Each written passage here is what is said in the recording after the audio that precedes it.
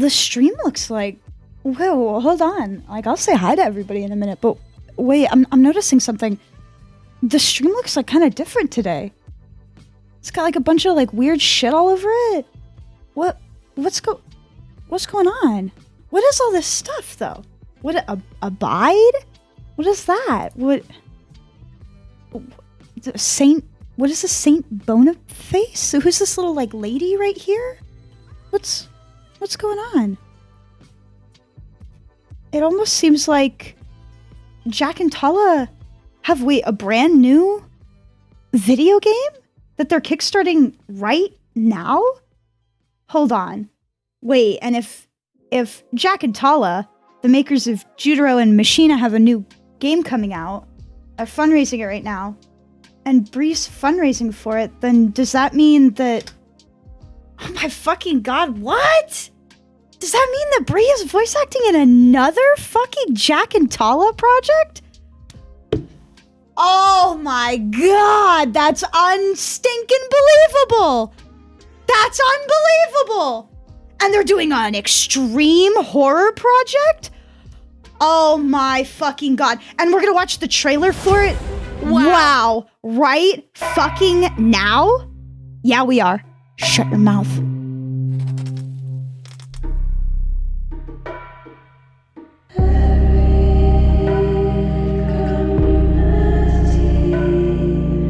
While we're here, we must talk, and we must listen. There's this thing I do. What the fuck is that? We must work.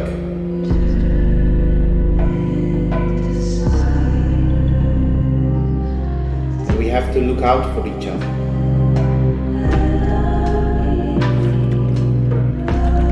We ought to feel free to express ourselves.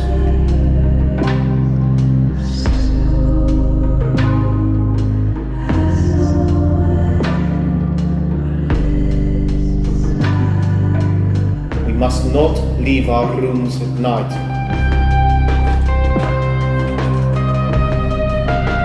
Because of who we are and what we might do.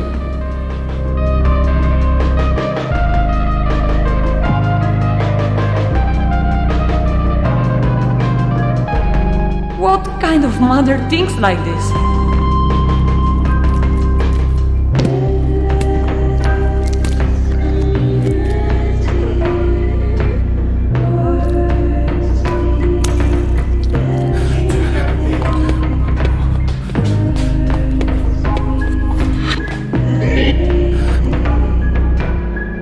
When we abide, we benefit.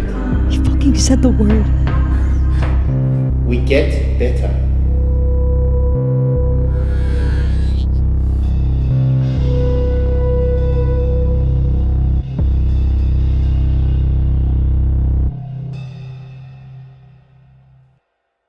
Brand new Jack and Talha project. Looks so fucking cool. Kickstarter is live right now. The Kickstarter goes for 28 days. You can go fund it yourself. So I'm gonna check the, I'm gonna pin this message. So check the pinned message, or just type in abide in the chat room, and you will be taken to the Kickstarter page. You can also check the pinned comment, and it'll take you to the fundraiser page, or you can scan the QR code right here. So you notice this big clipboard right here. This is the Saint Boniface patient check-in form. So we're all a little messed up, and maybe we need to go to therapy. That's what Saint Boniface is all about. Maybe we need to talk about our problems, you know what I mean, and bring them to the surface. So everybody that donates $20 or more gets an on-screen thank you. I will have your patient form here with your name, the date, and your reason for arrival. I'll keep you up on screen the whole time. That's just down a little bit right now because we don't have anybody on there yet. For the... Let me get the mana out of here. For $50, you get a rap voicemail. So after the stream, at some point, a la like Fiverr style, I will record a little voicemail based on a prompt that you want me to kind of like you prompt fucking ChatGPT. You know what I mean? So that's for $50, and then $100 you get to design a rule. So we're playing Morrowind. This is also a big announcement. I'm playing Morrowind today, and probably for a while, at least for the full fundraiser, but probably a little longer too. It's my first time ever playing Morrowind, and if you donate $100, you get to design a rule that I have to follow for. I put an hour. We may do like longer. That's a lot of money. But I guess it depends kind of on the rule.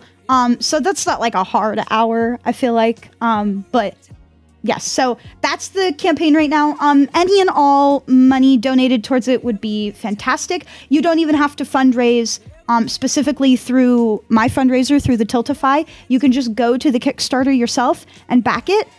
They have got great rewards. So you've got your name in the credits for the $10 one. For $17, you get your digital copy of Abide, so that's the game. Game and soundtrack for about $28. The digital art book, which is going to include like detailing of the making of, behind the scenes, lore and stuff like that, about $70. Nice. And then the ex-resident one is about $138. It's all, you get all of the past stuff as well when you do this. And then that's what our goal is about $551. I put $554. I guess, does the exchange rate change every day? It probably does. So anyways, it's $551 right now, but I put $554 yesterday. But this is one to make, Jack will make a sculpt of your head and it'll be used in game as a like supplementary character. So you'll be like a corpse out in the back somewhere or something like that. We'll decide who we want to make. We'll kind of like last time with Mashina, we will kind of sculpt out on like MS Paint or something. Maybe I'll even take out the drawing tablet and we'll kind of decide who we want it to be, what we want the character to look like. If you guys want it to be me, if you want it to be the Britza, if you want it to be like a character that we make up or something like that. It may need more references because Jack is trying to make like a full sculpt, so he may need like picture references. But you know, we can discuss this. You know what I mean? So that's the goal that we're trying to hit, is about $550. But any of the money that we raise towards this at all whatsoever is going to go towards this, even if we don't hit our goal. I have milestones in here for the digital art book and the ex-resident. So if we hit either of those, we will obviously do that campaign like backing as well, the digital art book. And then we'll go through these things on stream when it eventually comes out, right? I also have on here some polls that people can vote on when they donate any amount of money. Because I know the $20 before there's like a reward is kind of tough. But if you donate any money, you can vote on these 3 polls here. So these are all Morrowind polls. What kind of player should I be? What faction should I prioritize? And what house should I pick? So there's the 3 houses, there's the 3 guilds, and then there's like lawful, good, neutral, and then like evil, obviously. But you could kind of do like a mix of like, hey, fuck it, just do whatever you want when you want. So those are the polls that I have up too. Abide, a peaceful retreat where people go to get better. A place for people to air their demons. Abide is a first-person horror game using prosthetic gore effects, stop motion, and dolls scanned into 3D models. Welcome to St. Boniface. You are staying at St. Boniface Retreat, situated in the secluded and idyllic countryside. There are mysteries here. Gruesome mysteries. By pushing your luck and venturing out past curfew, you can discover the disturbing horrors within this house and within its residents. Meet like-minded clients. Gameplay core loop.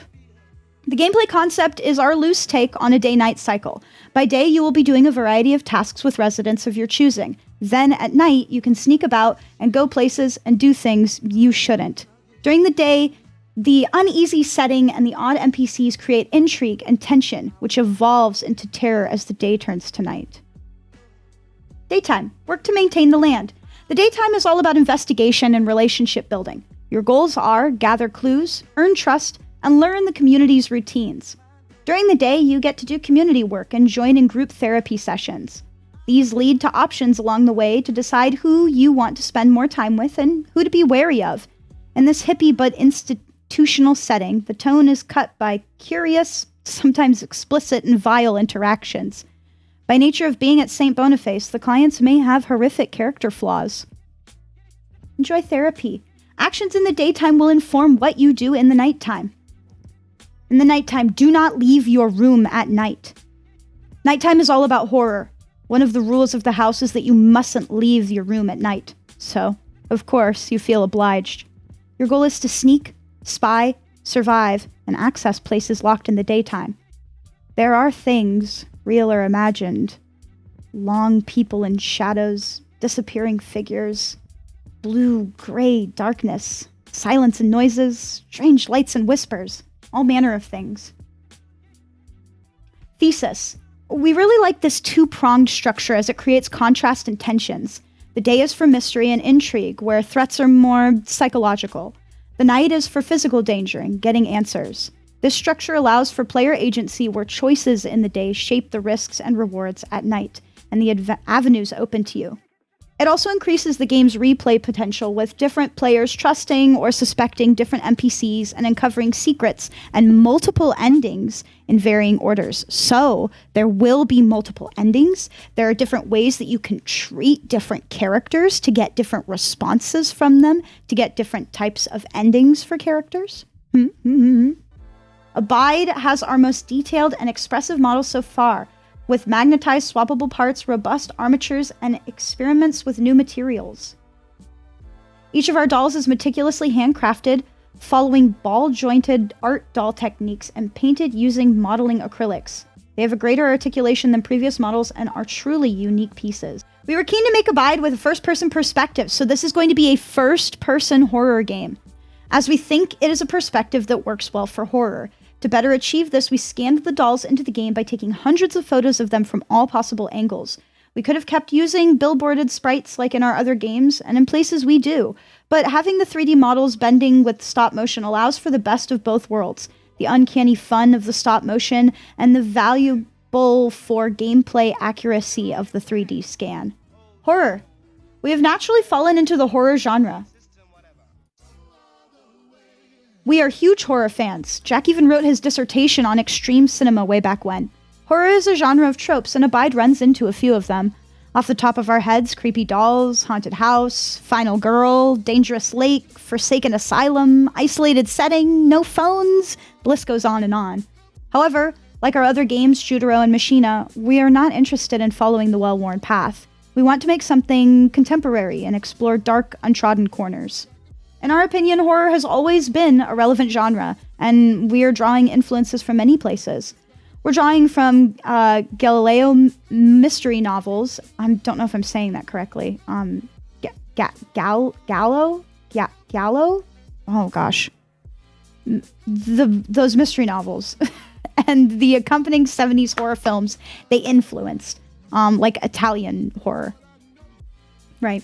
Splatterpunk books. The paintings of Ken Curie, East Asian extreme horror films, and lo-fi horror such as the divisive Skinamarink movie. Like all good horror, we feel it ought to be dangerous and experimental, grossly fun but also stomach-churningly appalling at times. With Kickstarter support, we will have the freedom to make an uncompromised version of Abide, because publishers will ask you to compromise your vision. So the fact that they are getting Kickstarter support to be able to make this game and fund their making of it is really, really, really important, just so you guys know. We're aware that some of the topics in the game can be triggering, so part of our research has been to talk with clinical therapists who have worked in the area to make sure that we get things right. Jack has been talking to me a lot about this. This has been very important to them, and they've been taking the word of these people very seriously, so I think this is going to be a really great experience. The Retreat in Abide characters. The Retreat in Abide has eccentric cast of criminals, creeps, and lost souls. Each character has been identified as having a need for rehabilitation, whatever that might mean. Part of the fun of the game is discovering the intricacies of the clients, so we'll be careful not to spoil anything. All our cast are fully voice acted by some very talented performers. Oh, geez. Jackie, okay, so that is spelled Jacqui, Jackie. Jackie is one of the more relatable residences. Oh, XD, so relatable. She's been having trouble facing the day and seems to cry an awful lot.